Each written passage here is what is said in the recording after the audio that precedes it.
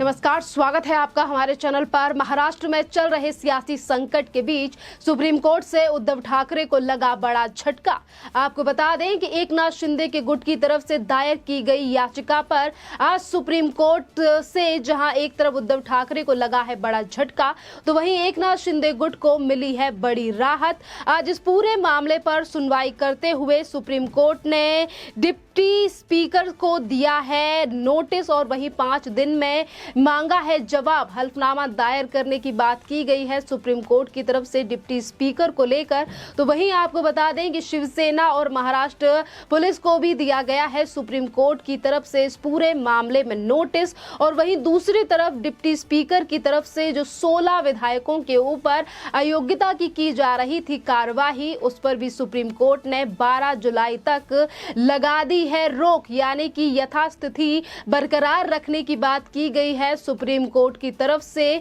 जो कि एक बड़ा झटका है महाविकास अघाड़ी सरकार और शिवसेना के लिए। और वहीं बड़ी राहत की बात है ये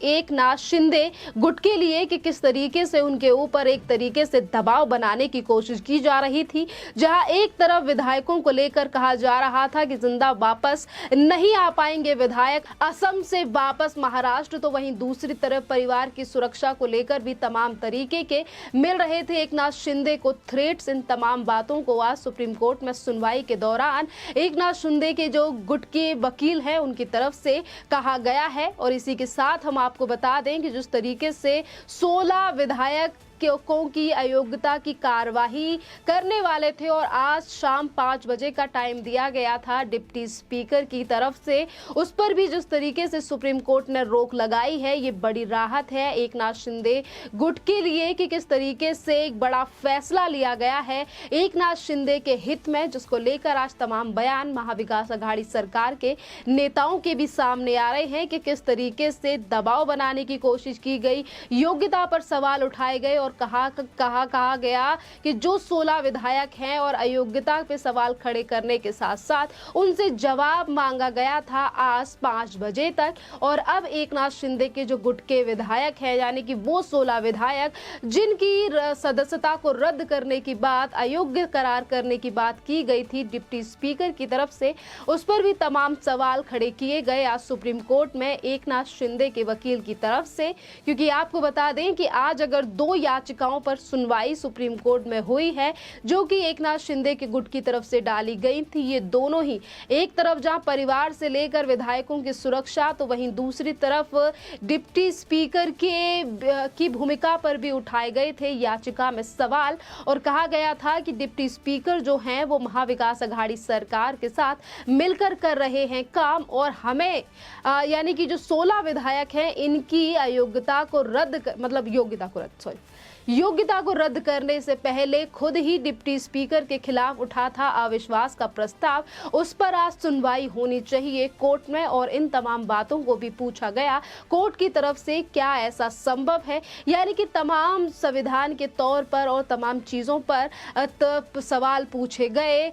सरकार की तरफ से वकील यानी कि अभिषेक मनु सिंघवी से कोर्ट की तरफ से, जिस पर तमाम दलीलें जो दी गई अभिषेक मनु सिंघवी की तरफ से, उन पर भी जवाब दिया गया एकनाथ शिंदे के गुट की तरफ से। अगर बहरहाल हम पूरी तरीके से बात करें कि सुप्रीम कोर्ट के इस आदेश का क्या मतलब निकल के आता है और किस तरीके की बातें आज सुप्रीम कोर्ट की तरफ से की गई हैं, दरअसल सुप्रीम कोर्ट के आदेश का सीधा मतलब ये हुआ कि महाराष्ट्र विधानसभा के डिप्टी स्पीकर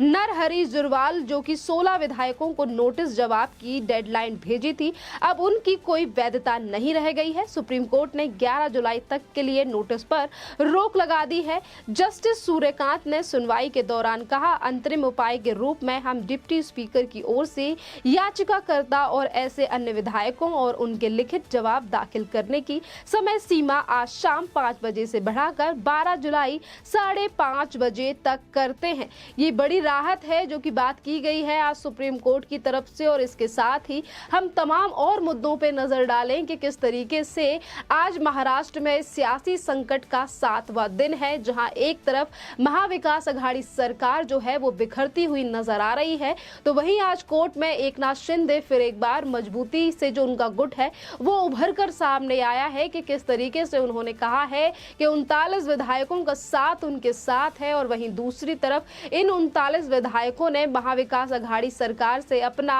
समर्थन वापस लेने की बात आज कोर्ट में की है, क्योंकि दर्शाता है कि जहां एक तरफ महाविकास अघाड़ी सरकार यानी कि सरकार की तरफ से जो वकील आज कोर्ट में पेश हुए वो भी इस चीज से डर रहे थे कि जिस तरीके से सुप्रीम कोर्ट ने ये फैसला लिया है तब तक के लिए यानी कि 12 तारीख तक फ्लोर टेस्ट पे भी रोक लगा दी जाए, जहां फ्लोर टेस्ट को लेकर महाविकास अघाड़ी सरकार की तरफ से तमाम बड़ी बातें होती हैं और कहा जाता है कि अगर फ्लोर टेस्ट हुआ तो हम बहुमत साबित कर कर रहेंगे, एमवीए सरकार को कोई गिरा नहीं सकता। तो वहीं दूसरी तरफ जो सरकार की तरफ से वकील आज सुप्रीम कोर्ट में पेश हुए, उनकी जो दलीलें हैं और जिस तरीके से चीजें अब निकलकर सामने आ रही हैं, ये दर्शाती हैं कि किस तरीके से डर था एमवीए के वकीलों में कि अगर फ्लोर टेस्ट की बात सुप्रीम कोर्ट की तरफ से कही जाती है तो किस तरीके से एमवीए सरकार यानी कि सबसे बड़ा सवाल खड़ा होता है शिवसेना के ऊपर कि कैसे शिवसेना और एमवीए अपना बहुमत साबित करेगी फ्लोर टेस्ट में। तो वहीं कोर्ट की तरफ से कहा गया है कि इस पूरे मामले में आप एफिडेविट दाखिल कर सकते हैं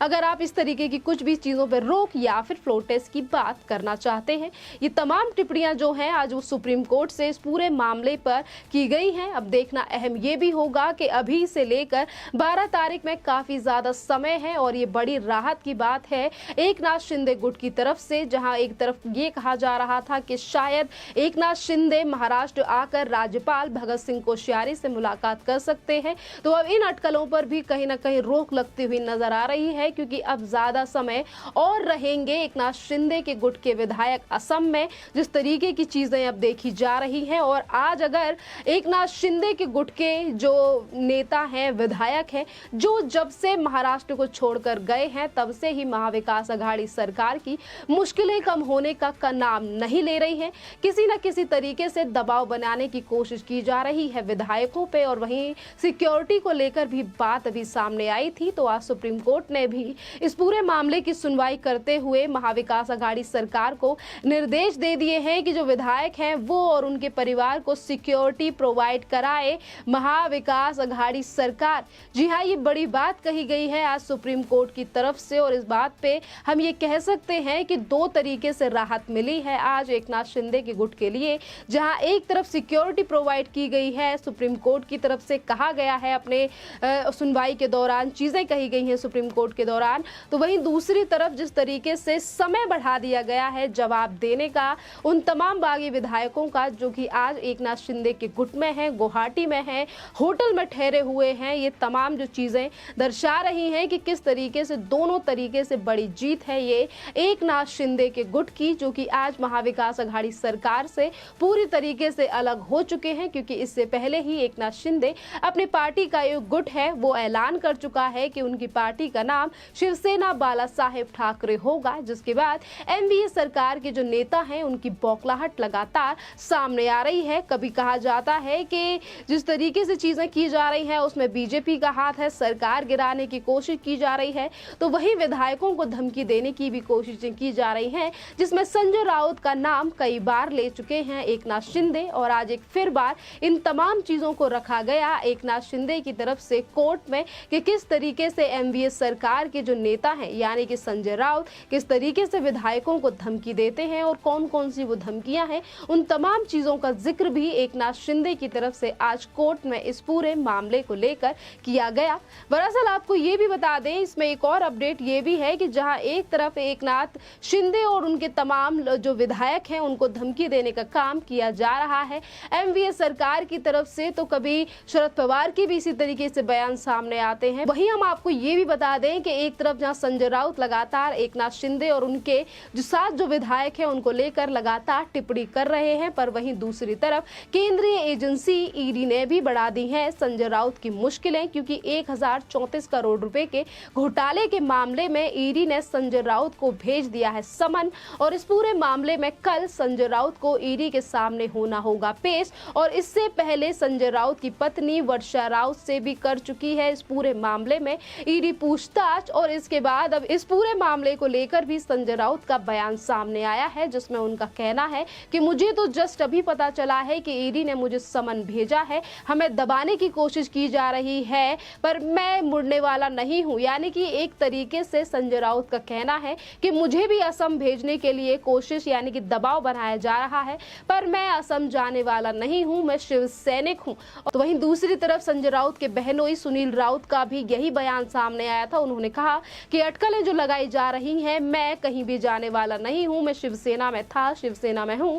और शिवसेना में ही रहूंगा। इसी के साथ हम आपको ये बता दें कि सुनील राउत हो या फिर संजय राउत या फिर हो उद्धव ठाकरे, लगातार एनडीए सरकार को मजबूत दिखाने की कोशिश तमाम एनडीए सरकार के नेताओं की तरफ से की जा रही है। पर आपको ये भी बता दें कि आज सवेरे भी 2 विधायक पहुंचे हैं असम, यानी कि गुवाहाटी पहुंचे हैं एकनाथ शिंदे के गुट में शामिल होने के लिए। अब देख सकते हैं कि सिर्फ 7 दिन बीते हैं महाराष्ट्र के सियासी संकट को और किस तरीके से एनडीए सरकार में घटती जा रही है विधायकों की संख्या। तो वहीं दूसरी तरफ मजबूती से एक संगठन की तरह तैयार हो रहे हैं तमाम विधायक एकनाथ शिंदे की तरफ, और इसीलिए अब उन्होंने अपनी पार्टी का ऐलान करने के साथ साथ महाविकास अघाड़ी सरकार के खिलाफ भी छेड़ दी है जंग। जिस तरीके से वो महाविकास अघाड़ी सरकार के नेताओं की एक के बाद एक पोल पट्टी भी खोल रहे हैं कि किस तरीके से धमकी दी जा रही है। और वहीं दूसरी तरफ अगर एनडीए सरकार की तरफ से लिया जा रहा है कोई बागी विधायक के खिलाफ एक्शन, तो उसके